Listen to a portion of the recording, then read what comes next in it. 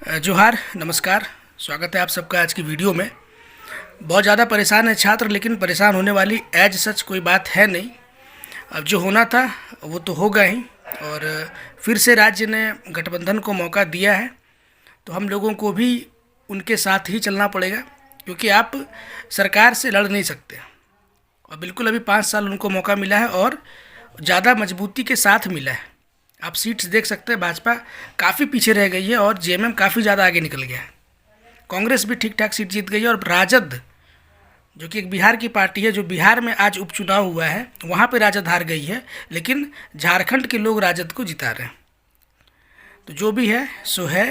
हेमंत सोरेन जी को बधाई है और तारीफ़ करनी होगी हेमंत सोरेन जी की, कल्पना सोरेन जी की। आप चाहे ये चीज़ आपको पसंद आए या ना आए, लेकिन भाजपा ने अपनी पूरी टीम उतार दी थी। बड़े बड़े चेहरे आए थे भाजपा की तरफ से, फिल्म स्टार्स आए थे, भोजपुरी सिंगर्स आए थे, लेकिन उन सब पे भारी पड़ गए सिर्फ हेमंत सोरेन और कल्पना सोरेन। ये जीत सिर्फ और सिर्फ कल्पना सोरेन और हेमंत सोरेन का है। इसमें कांग्रेस का कोई रोल नहीं है, आरजेडी का कोई रोल नहीं है। शुद्ध रूप से इन दोनों चेहरे का जीत है। बहुत सारे जेएमएम के लोग, जो जेएमएम के कट्टर समर्थक हैं, उनसे भी मेरी बात हुई और वो लोग आश्वासन दे रहे हैं। वो लोग बोल रहे हैं कि छात्रों को परेशान होने वाली कोई बात नहीं है, आप लोग भरोसा करके देखिए एक बार। पिछली बार हम लोग डिलीवर नहीं कर पाए थे, कोरोना काल था, और साथ ही साथ 5 साल हम लोगों को लगातार बीजेपी ने परेशान किया, जो कि बात सच्चाई है। हर समय सरकार गिराने का डर, ये वो दिस दैट, ये लगातार चलता रहा है।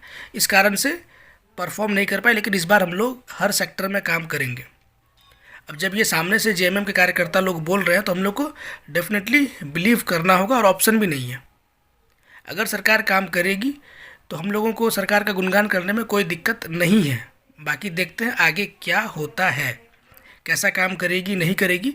ये 6 महीना 7 महीना में सारा चीज़ क्लियर हो जाएगा, बिल्कुल क्रिस्टल क्लियर हो जाएगा। बाकी सीजीएल का रिज़ल्ट ये कब देंगे, जेपीएससी और बाकी चीज़ों को लेकर के क्या इनका रवैया रहेगा, ये देखने वाली बात होगी। और मैं तो बोलूँगा कि छात्रों को मिल करके जाना चाहिए एक बार हेमंत सोरेन जी के पास और उनको बधाई देनी चाहिए। ठीक है, ये मेरा स्टैंड है, क्योंकि अब जो सरकार चुन करके आ गई है, उनके साथ मिल करके रहने में ही सबकी भलाई है। और काम हमको सरकार से ही करवाना है। ठीक है, काम सरकार से ही करवाना है। जो भी हमको लाभ लेना है, जो भी छात्रों के हित में जो भी करवाना है, इसी सरकार से करवाना है। तो आप लोग भी इस विषय में सोचिएगा बहुत ज़्यादा।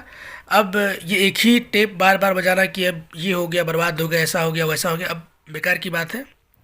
कुछ समय दिया जाए सरकार को, उसके बाद देखिए कि छात्रों को लेकर के इनका स्टैंड क्या रहेगा। ठीक है, और अगर स्टैंड पॉजिटिव नहीं लगेगा आपको शुरुआत के 3-4 महीना को देखने के बाद, उसके बाद आप लोग स्विच कर जाइएगा जहाँ भी करना आपको, जहाँ भी जाना होगा।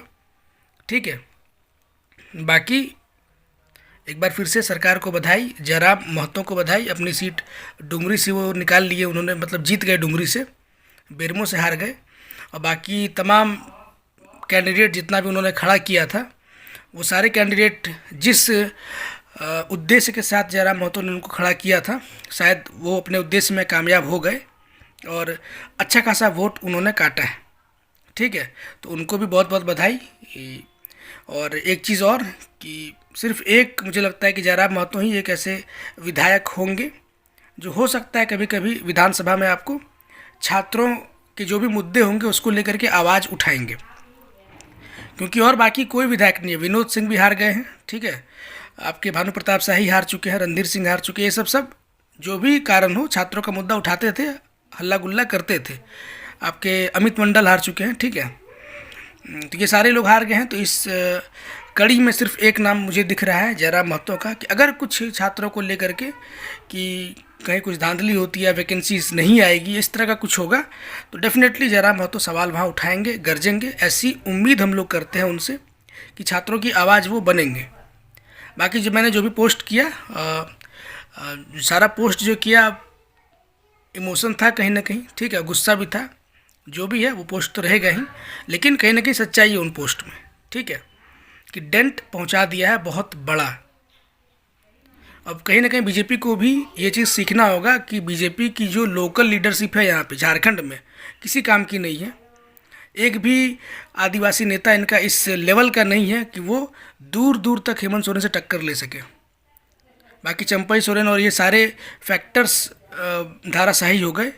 शुद्ध रूप से एक ही चीज़ है कि आदिवासी नेता के नाम पे झारखंड में सिर्फ शिबू सोरेन और हेमंत सोरेन ही चलेंगे, बिल्कुल शुद्ध रूप से, बाकी कोई नहीं चलने वाला है। ये इस जनादेश ने क्रिस्टल क्लियर कर दिया है। बीजेपी को सोचना होगा झारखंड में कैसे वापसी करनी है, बहुत मुश्किल है उनके लिए। और बहुत सारे लोग मुस्लिम्स और आदिवासी को जिम्मेदार ठहरा रहे हैं, लेकिन सिर्फ मुस्लिम्स और आदिवासी के बारे में मत बोलिए, क्योंकि अगर आदिवासियों ने वोट दिया तो ये संथाल में जीतते, कोल्हान में जीतते, ये पलामू में भी जीते हैं।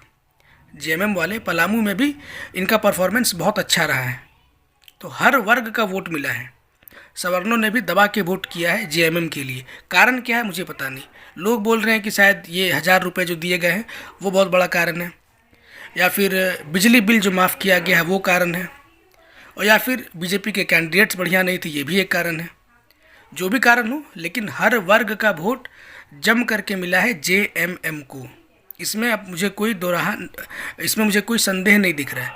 बाकी जब समय मिलेगा तो सीट वाइज हम लोग बात करेंगे। कुछ इंपॉर्टेंट सीटें जिस पे बात करना बहुत ज़रूरी है, किस कैंडिडेट ने कितना वोट लाया, कितना वोट काटा, इस पे हम लोग डिटेल में कभी और चर्चा करेंगे। जितने भी छात्र हैं आप लोग होपलेस मत होइए, सरकार जीती है, इसी सरकार को हम लोग रिक्वेस्ट करेंगे, मनाएंगे और बोलेंगे कि छात्र हित में कुछ काम कर दीजिए। हो सकता है इस बार आप लोग जो 50 सीट लेकर के हैं, अगली बार 70 सीट लेकर के आइएगा, क्या दिक्कत है, छात्र सपोर्ट करेंगे। लेकिन कुछ भला छात्रों का भी कीजिएगा, बिल्कुल इग्नोर छात्रों को नहीं करना है। बाकी देखते हैं, उम्मीद पे दुनिया कायम है, क्या होता है आगे देखा जाएगा। आप क्या सोच रहे हैं, आपकी मनोस्थिति क्या है, क्योंकि मैक्सिमम छात्र ही जुड़े हैं मेरे चैनल में। आप भी कमेंट सेक्शन में अपनी राय ज़रूर दीजिएगा। जोहार।